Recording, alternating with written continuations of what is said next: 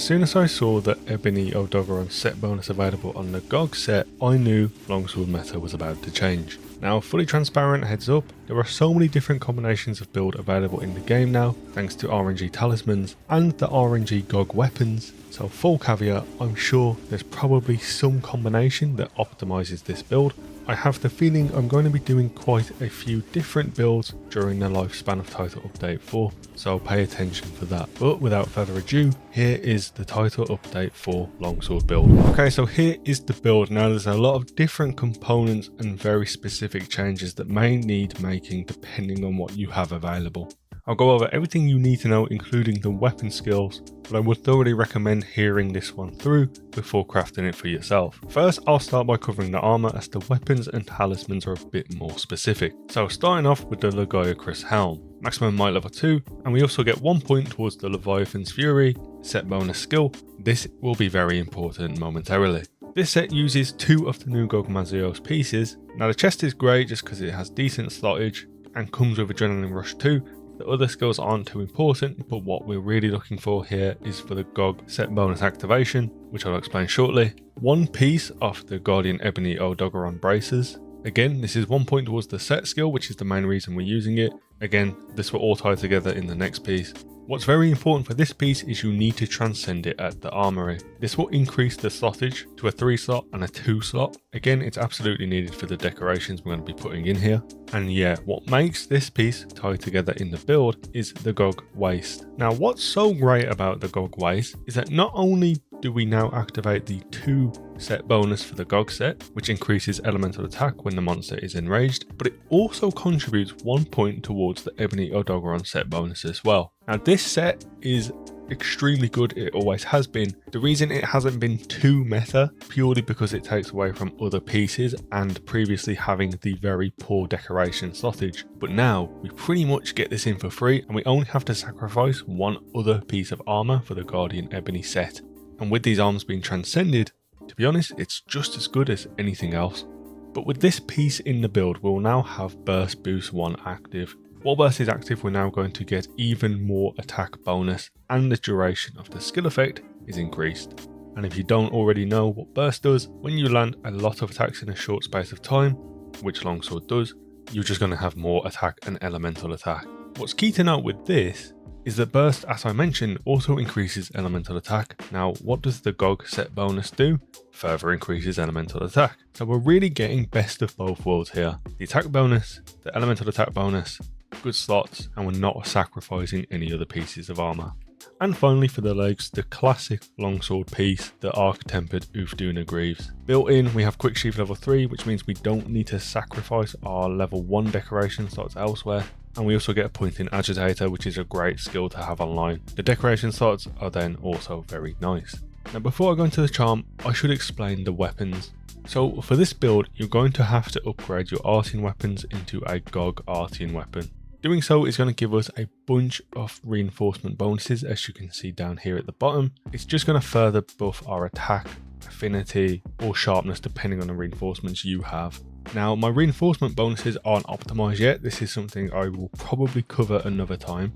But all you need to know for the build is that for the active skill, you're going to want Leviathan's Fury.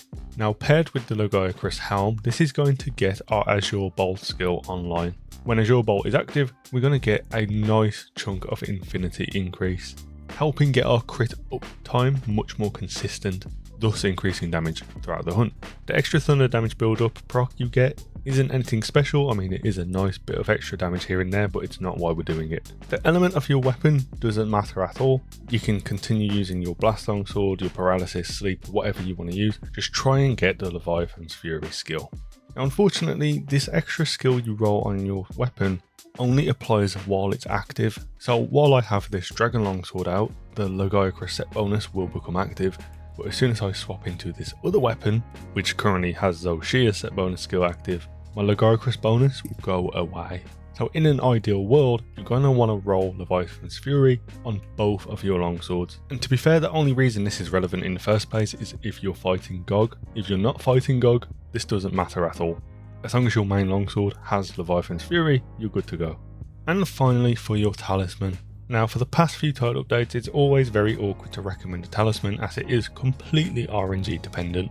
This Rarity 7 charm is the one I've pretty much been rocking most of the time, just because it has a weakness exploit level 1, which is very nice, and the comfort of handicraft level 3. To be honest, you don't need to be too picky here. Weakness exploit's great, agitator's great, attack boost is great. Pretty much any of those good standard skills that we tend to be applying to our longsword builds will work here. I personally would recommend, if you do have the option to go for something crit based, such as agitator or weakness exploit, I would go for that instead, because the build doesn't quite cap out at 100%. So anything you can slot in here to help that will be extremely beneficial. And if you don't have an RNG charm yet you want to use, the default exploiter charm will work fine. The agitator charm, which I don't even have mine fully upgraded, that's going to be great too. Okay, so now I'll go over the decorations you want to be putting in, but you can see the active skills on the right hand side here. Right, starting with the weapons, pretty standard. You want to max out your crit boost as it's the biggest damage increase you can get in the game. And for your third slot, use something that is going to help maintain your sharpness meter. Having high sharpness throughout the hunt is going to increase your damage on average. It might not have this immediate number increasing effect, but in the background, just know sharpness is king. If you're like me and you are already running some kind of sharpness skill on your talisman, you can feel free to swap this out for an element increase or attack boost 3. Okay, moving on, we're going to have 2 changeals slotted into our set. This is going to get us to burst 5. Now ordinarily burst 5 isn't particularly crazy, but if you are using the Guardian Ebony set, it's extremely beneficial. Because again, this bonus is being further buffed by the Ebony set, and the uptime of it is increased, which is the main reason we max out burst.